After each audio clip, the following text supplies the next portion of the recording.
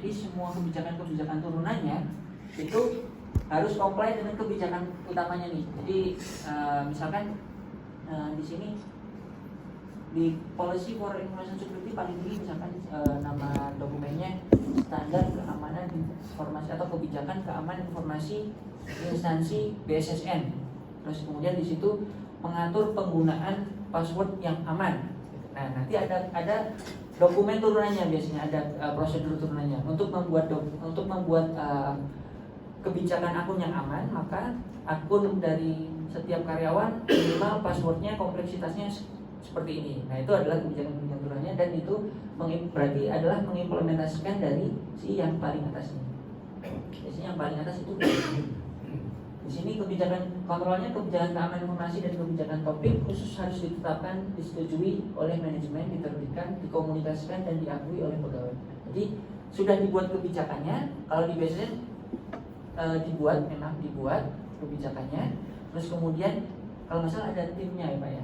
Ada tim komite IT ya, tim komite IT yang bikin, yang paling ininya tim untuk implementatornya. Nah, itu dokumen itu didistribusikan atau dikomunikasikan ke semuanya. Terus kemudian itu ditandatangani oleh pimpinan. Nah, makanya dengan seperti itu kan, itu adalah surat edaran yang wajib dilaksanakan sebelumnya. Itu adalah salah satu bentuk komitmen pimpinan atau dukungan pimpinan untuk mensukseskan program manajemen keamanan informasi yang diterapkan di BSSN. Itu contoh paling ini. Tujuannya apa? Untuk menjamin ketepatan, efektivitas dari arah manajemen dan dukungan untuk keamanan informasi yang sesuai dengan persyaratan bisnis, hukuman, peraturan perundangan, regulasi dan kontrak. Jadi ini biasanya adalah dokumen utama yang harus ada. Nah, nanti kalau nggak ada, itu bisa langsung major temuannya. Kalau sebagai auditor, ini kok nggak ada ya? Tadi misalkan contohnya, kira-kira dokumen itu udah bisa menggambarkan belum Pak? Kalau itu mereka SMKI, dokumen yang tadi studi kasus.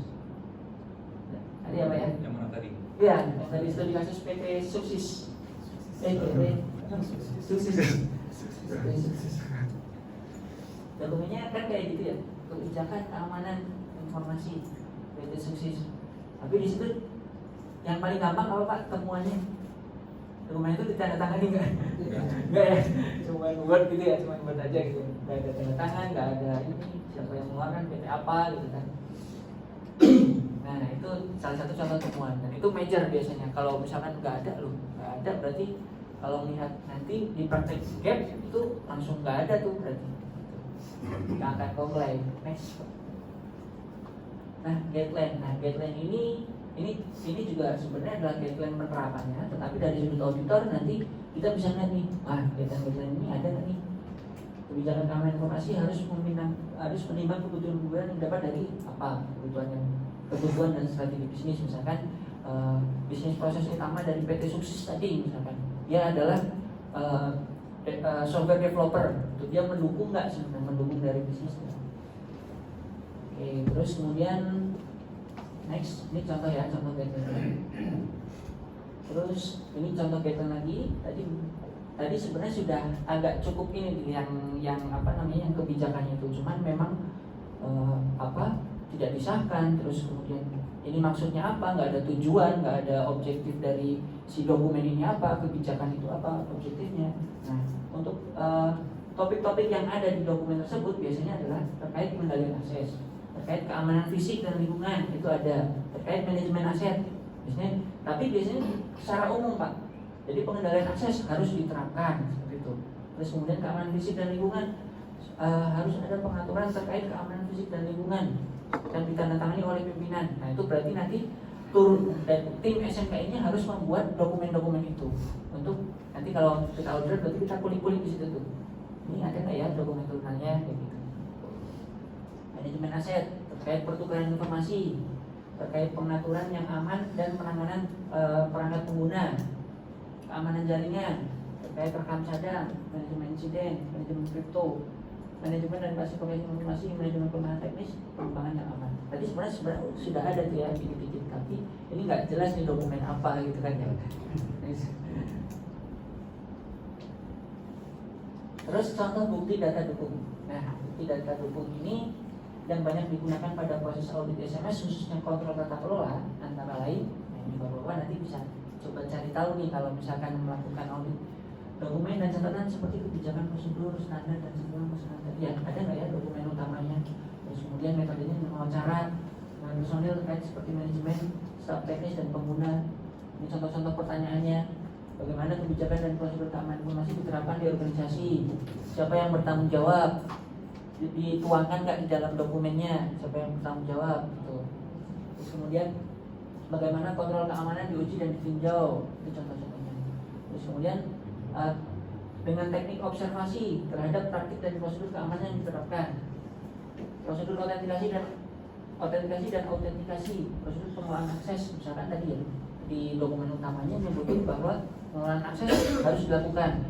Nah, di implementasinya seperti apa? Itu ada kebijakan turunannya enggak? Teknis implementasinya seperti apa? Itu mulai kita gali informasinya. Kemudian terhadap kontrol untuk memastikan efektivitas. Nah, jadi dokumen ini pun, dokumen utama tadi terkait kebijakan SMS itu harus ada reviewnya, Pak. Harus ada reviewnya. Nanti makanya kalau di gap analisis itu kelihatan dokumennya sudah ada atau belum. Kalau belum ada berarti belum ada. Kalau sudah ada itu sudah pernah direview atau belum gitu. Makanya tadi kan setiap dokumen ada versioning. Nah, itu kalau sudah ada version terus ada perbaruan itu berarti ada review. Reviewnya berdasarkan apa? Berdasarkan temuan-temuan yang sebelumnya, audit-audit sebelumnya. Itu contoh dokumen yang kebijakan yang direview dan terus di manage gitu. Itu juga ada. Terus ada yang sudah diimplementasikan semua, maka itu optimize gitu. Itu nanti di gap analysis ada beberapa pilihan-pilihan. Nah, untuk yang 52 security roles and responsibilities.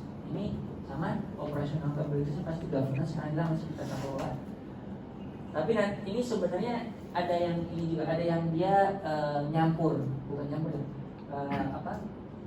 dia punya lebih dari satu capabilities, operational capabilities.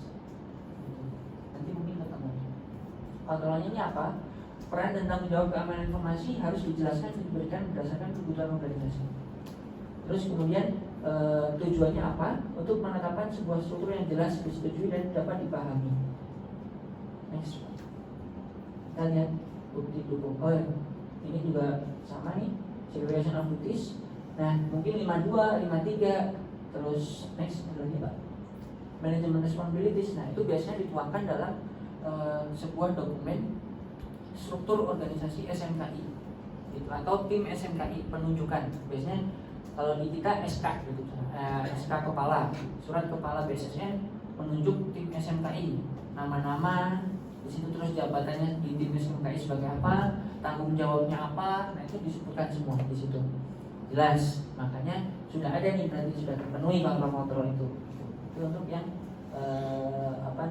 beberapa dokumen atau beberapa kontrol terkait tata kelola. Masih ada. Terus kontak with authorities ini juga ada.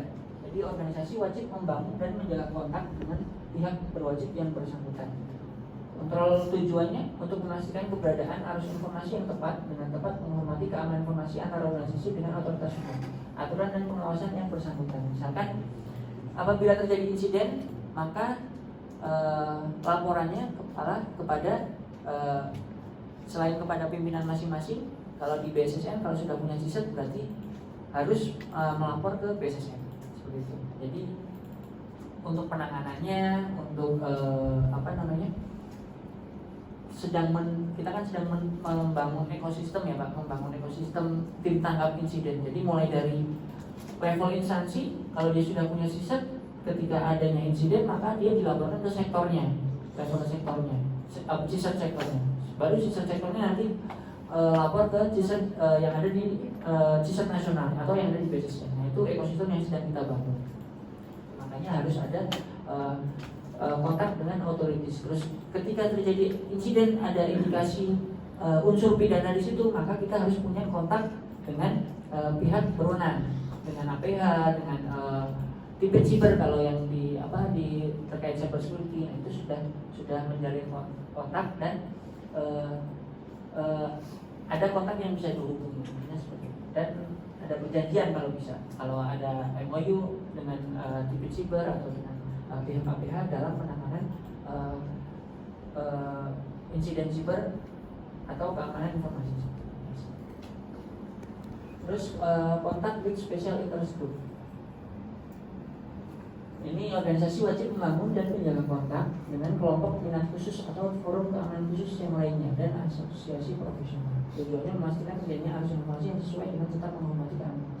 Nah, ini kontak dengan special interest group itu salah satunya tadi mungkin threat intel adalah kita mengkonsum